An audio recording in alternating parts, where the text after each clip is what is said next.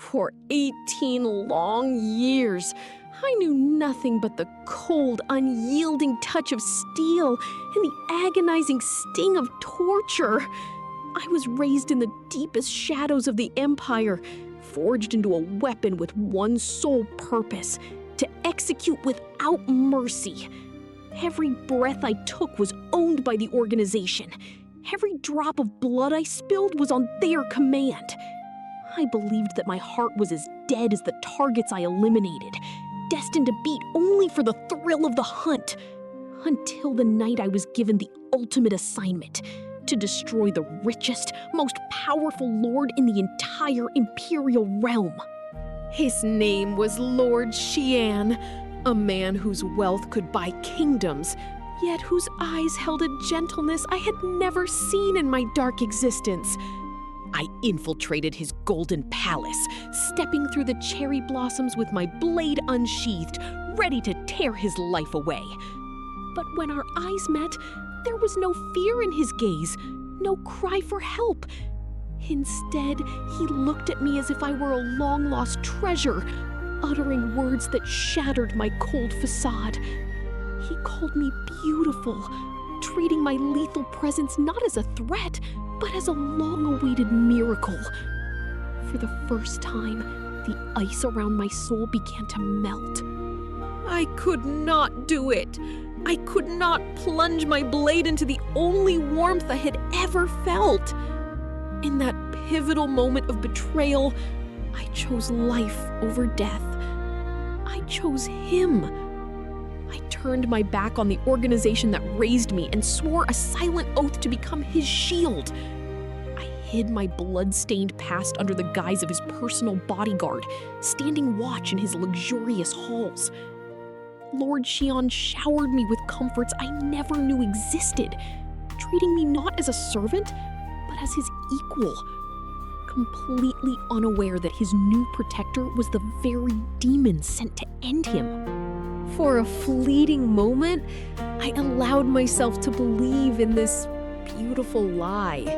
I walked through his vibrant gardens, tasted his finest wines, and felt the soft touch of silk against my scarred skin. But the shadows of my past were not so easily shaken.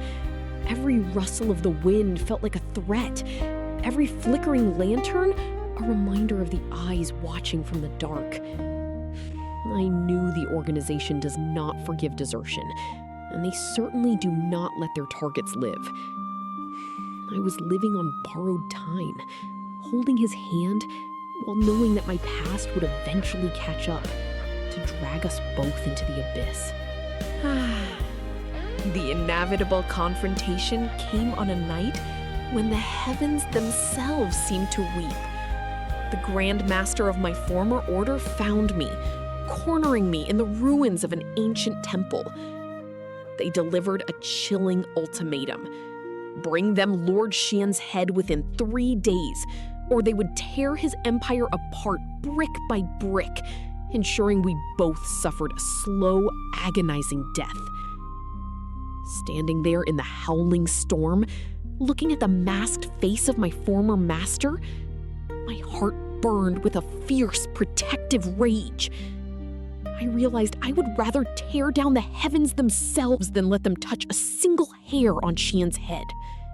I returned to his chamber, watching him sleep in the peaceful sanctuary of his palace.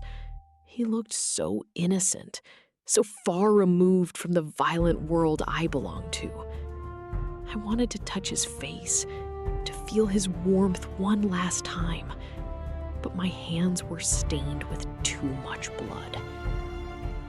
I knew what I had to do. I could not kill him, and I could not let them hurt him. The only way to save his life was to face the entire Assassin Guild alone, to offer my own life as the ultimate sacrifice.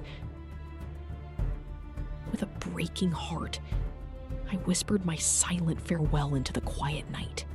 The rain washed away my tears as the shadows descended upon the palace. I met them in the courtyard, standing as an immovable wall between his sleeping form and the blades of my former brothers. It was a bloodbath.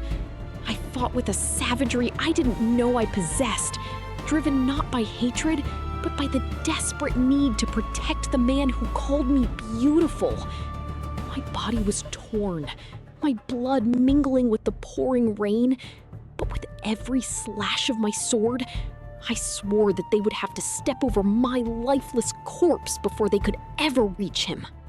When the storm finally cleared, the courtyard was silent, littered with the fallen. I fell to my knees, my strength entirely spent, my vision fading into darkness. But then, I felt his warm arms wrapping around me, pulling me close to his chest. Lord Chien wept, his tears falling onto my cold cheeks, staining his pristine white robes with my blood. I smiled, a genuine, peaceful smile, knowing that I had kept him safe. Even if my past had finally caught up to me, in his arms, I was no longer the Emperor's executioner. I was simply a woman who had found her home, and I would do it all over again.